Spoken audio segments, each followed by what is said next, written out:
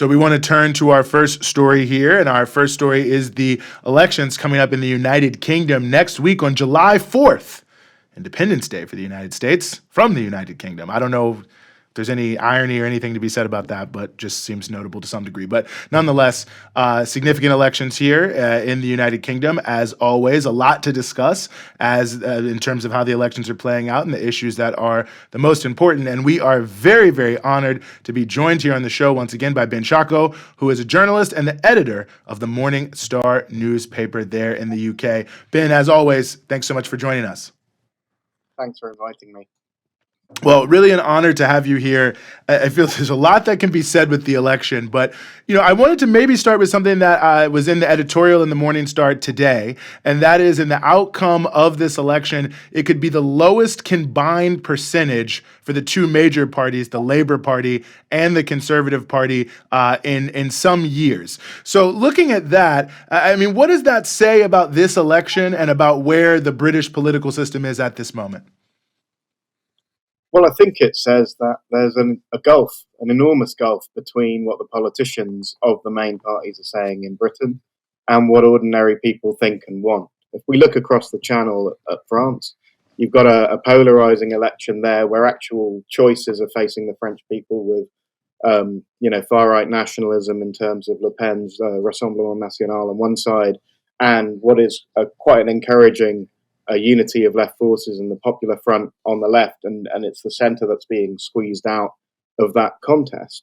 But in Britain, we don't have that at all. The difference between the two main parties is smaller than I can remember. Obviously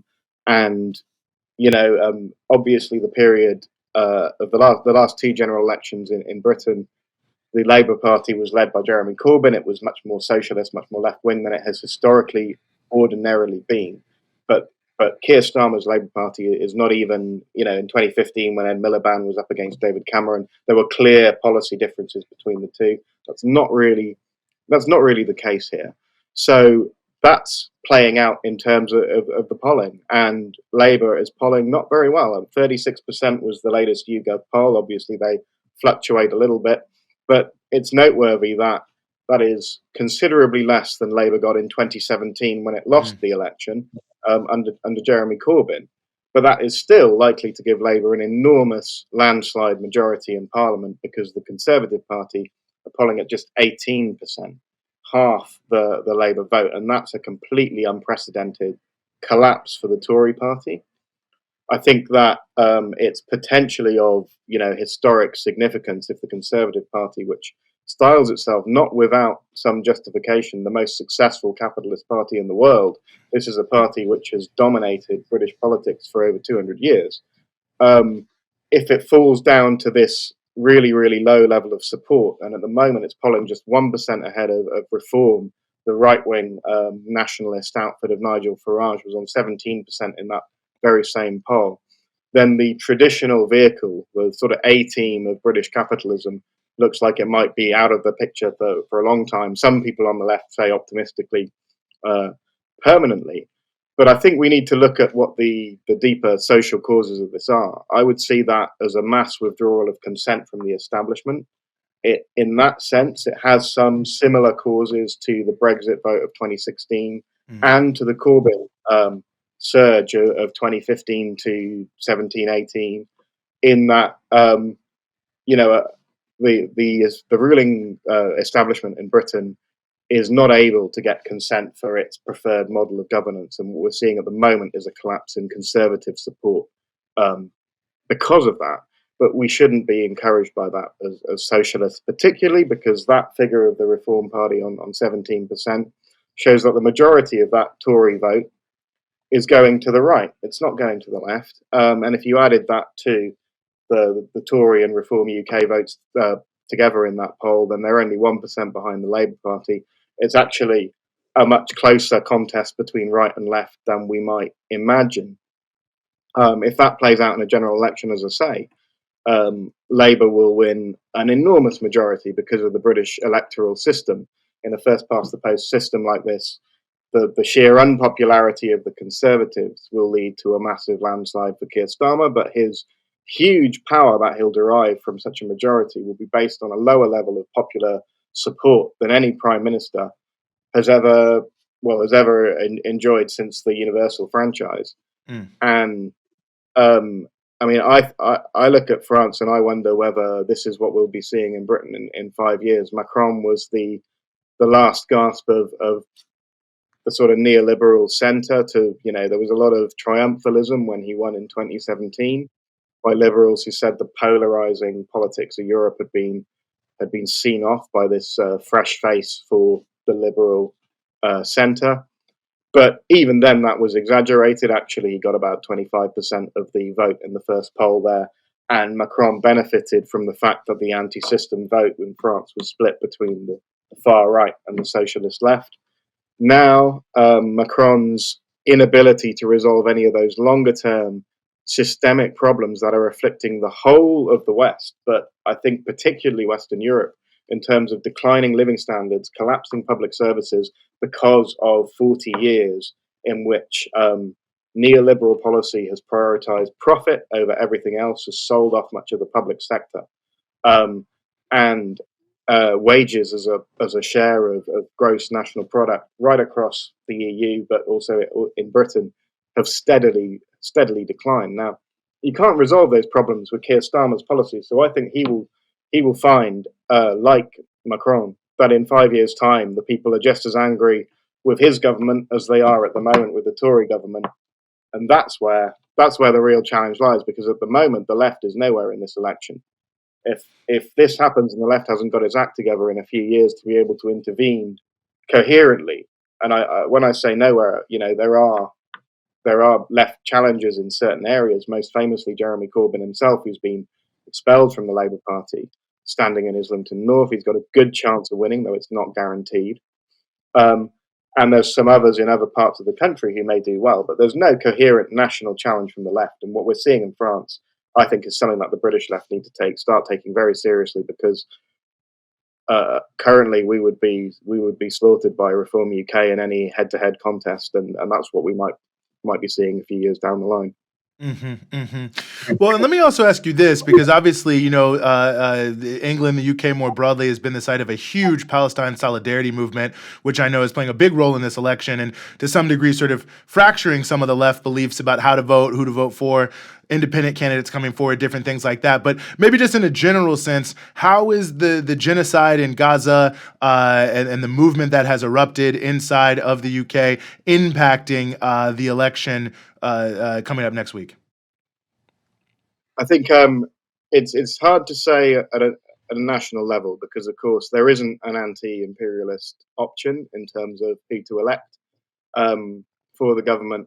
And there's a split within the Labour Party. There was a big rebellion by Labour MPs against Keir Starmer in November, where around 90 MPs broke the Labour whip to vote for an immediate ceasefire. So those MPs, their support is maybe holding up better, but I think we see it in that distinct lack of enthusiasm for Labour nationally. Those polling figures we discussed reflects the enormous anger of millions of people over what's happening in Palestine. There's been an exodus from Labour in terms of councillors.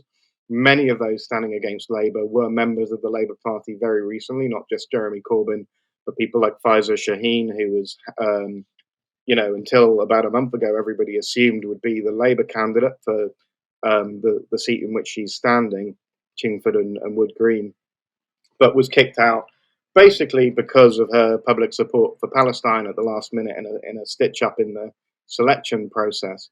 So we have those kind of candidates. We have candidates like George Galloway of the Workers' Party, who have made Palestine is sort of key campaigning issue. So we'll see probably one or two upsets in different parts of the country as a direct result of the Palestine vote. But because, as I say, there's no unity on the left at the moment. There are different challenges in different areas. I would wish many of them very, very well. I hope that Labour gets a bit of a bloody nose over this issue. But I don't see it being a big enough revolt to change the outcome, because a lot of people will simply stop voting. They'll say there isn't a candidate who can win here who's pro-Palestine, so they won't vote at all. And of course, the sitting government, the Tories, are all pro-Israel, and the Labour Party. So there isn't a in terms of the kind of two-party default of the British system, I don't think it will affect Labour's vote enough to change the overall picture on July the 5th. But what we do have to bear in mind is that the government has already been moved by the Palestine movement on the streets. The Labour Party has already been moved by that movement on the streets. You know, Britain would not have voted for a ceasefire at the UN Security Council if it was not for the mass movement on the streets.